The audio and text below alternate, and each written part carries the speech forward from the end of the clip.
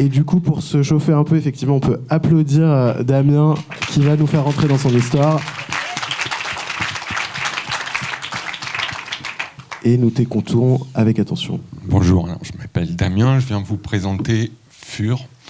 Fur, c'est l'histoire d'Antonio Contador, journaliste, écrivain, grosse barbe, grosses lunettes, un journaliste chevronné mais très maladroit, un mec de la ville, qui vient s'installer dans un petit village des Hautes-Pyrénées pour y écrire un article concernant un événement qui s'est déroulé là-bas dans les années 90.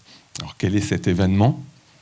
Cet événement, c'est la présence d'une créature velue, mi-homme, mi-bête, dans les forêts et les montagnes environnantes. À l'époque, beaucoup de villageois disaient l'avoir aperçu, tant et si bien que la presse locale s'y a été intéressée. Aujourd'hui, tout le monde a sa petite anecdote concernant Fur, c'est ainsi qu'ils l'ont appelé. Les plus grands se souviennent et les plus jeunes rêvent Fur. C'est devenu une légende. Mais qu'est-ce que Fur au juste ?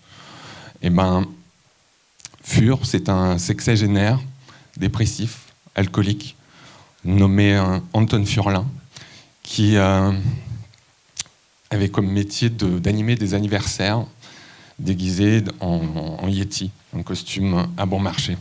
Et lors, à la suite d'une de ses prestations qui s'est très mal passée, Anton craque, prend sa voiture, roule sans but jusqu'à la panne d'essence qui intervient en lisière de forêt, et forêt dans laquelle il va s'enfoncer et disparaître totalement.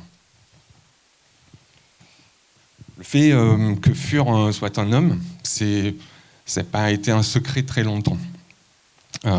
Mais les villageois aiment entretenir l'ambiguïté. Même si les premiers temps, l'apparition de la créature les a un peu inquiétés. Toute cette histoire n'intéresse plus personne aujourd'hui à la ville, mais Antonio, lui, voit dans ce sujet une manière de se démarquer de ses congénères. Il y voit un conte moderne, un choix politique assumé et surtout, il y voit peut-être un prix littéraire quasiment assuré. Lorsqu'Antonio débarque dans le village, il est accueilli les bras ouverts. Il débarque en pleine fête commémorative qui s'étale un mois durant, une fête sur Fur que les villageois célèbrent. Et il est tellement bien accueilli qu'on lui confie même une relique, un totem, un tronc d'arbre sur lequel Fur a gravé toute son histoire sous forme de petits dessins naïfs qu'Antonio, lui, va se mettre en tête de décrypter. Ça devient son unique référence. Alors le film va mettre en scène ces deux personnages que sont Fur et Antonio. D'un côté, on va suivre l'enquête du journaliste et de l'autre, on va voir ce qu'a réellement vécu Fur. Et ces séquences-là vont parfois affirmer ou infirmer les hypothèses d'Antonio. Alors qu'est-ce qu'a vécu Fur ? Fur, lui, il a vécu une expérience extraordinaire, une expérience onirique, mystique, une sorte de parcours initiatique qui flirte parfois avec le merveilleux. Alors qu'Antonio, lui qui cherche à comprendre, qui cherche la vérité, qui cherche à savoir comment cet homme a pu survivre en si longtemps dans un milieu aussi hostile, quel a été son quotidien et surtout quelles idées il a essayé de véhiculer. Antonio, lui, s'embourbe dans son enquête. Et son enquête va devenir une obsession, à un point où il va même parfois essayer de suivre le mode de vie de Fur, jusqu'à se mettre en danger, lui qui n'est absolument pas aventurier. Alors ce qu'il croit comprendre au fur et à mesure est souvent réfuté par tous les gens qu'il va rencontrer. Des gens, il va en rencontrer beaucoup, mais il s'avère qu'ils ont tous un grain, ou ils se prétendent spécialistes de la question alors qu'il n'en est rien. Et ça va tellement le perturber qu'il va finir par abandonner et remettre le totem à la ville et partir avec tous les éléments et les informations dont il ne sait que faire. Mais à peine parti, certains des villageois se regroupent, et là on reconnaît tous les gens qu'a rencontré Antonio. Et ces gens-là, dans une espèce de cérémonie intimiste, vont aller remettre le totem dans un endroit secret de la forêt. Ils vont le remettre à sa place. Et ces gens-là sont en fait les gardiens de la légende. C'est parce que la légende doit rester légende. Et il n'est pas question, en fait, pour eux, que cette légende soit utilisée à des fins personnelles. Fur doit rester une inspiration pour les gens qui en ont besoin et un souffle de vie, un exemple. Voilà, ça c'est pour l'histoire. Alors moi je suis réalisateur de clips à la base. Ce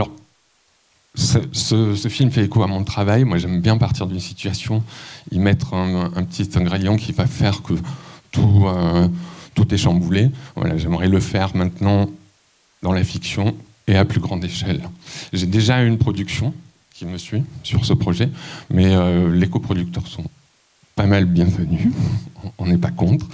Je cherche des diffuseurs, et là on va se lancer dans la recherche de financement.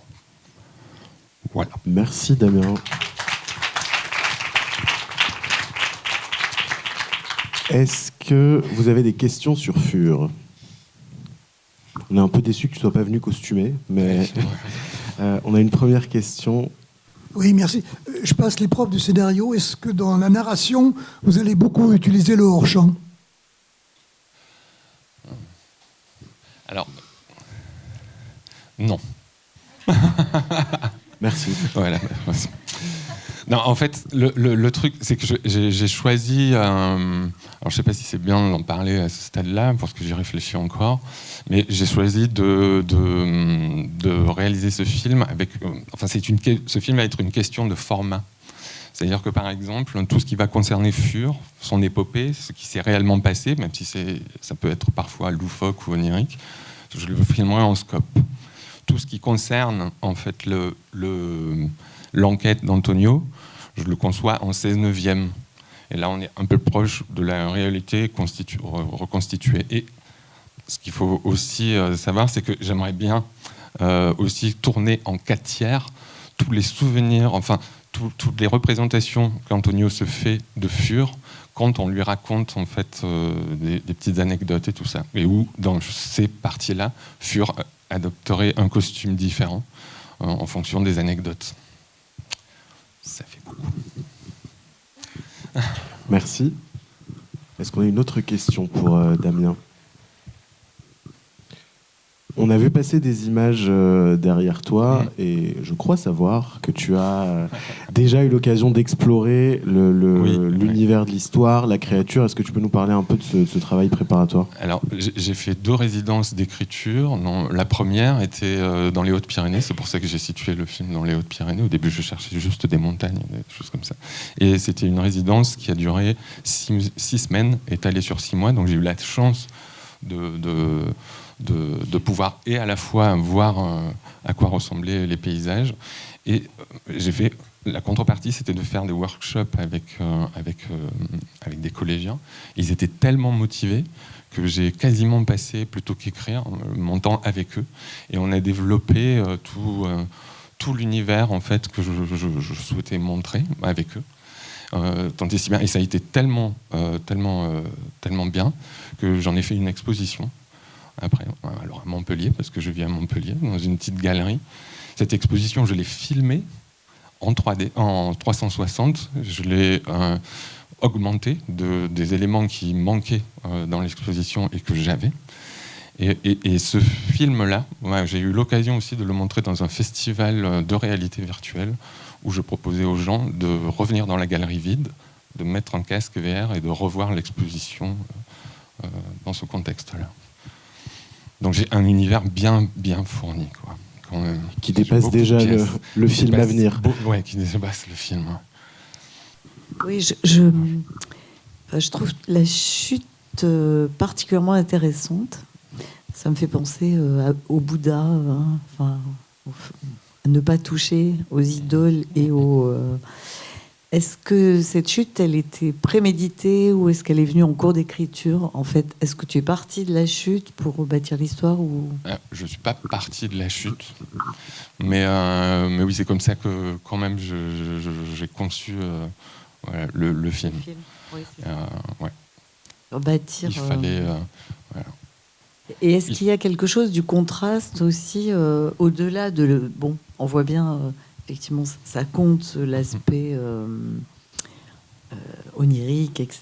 Mais moi, j'y vois surtout une confrontation aussi de l'urbain et du rural, une espèce de métaphore de ça. Oui. Est-ce que tu es aussi partie de ça, de Alors, ce concept-là? Oui, et puis aussi une réflexion sur la représentation du travail, le fait que beaucoup de gens craquent, ce qui a été mon cas à un moment donné, par le surcharge de travail.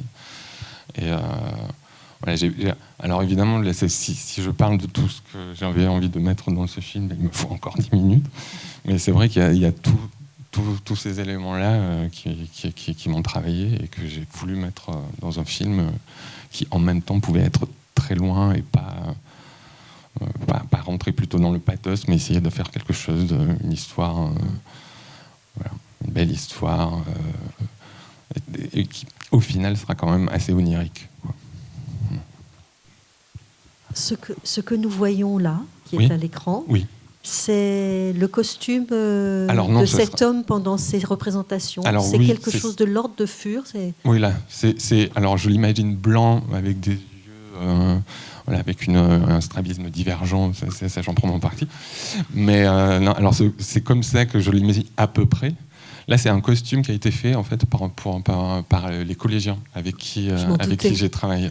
Voilà. Et voilà, je l'ai trouvé tellement magique et assez proche de ce que je voulais pour pouvoir l'utiliser dans les dossiers, dans les présentations de pitch. Merci. Et bravo Damien. Merci de nous avoir présenté ton Yeti.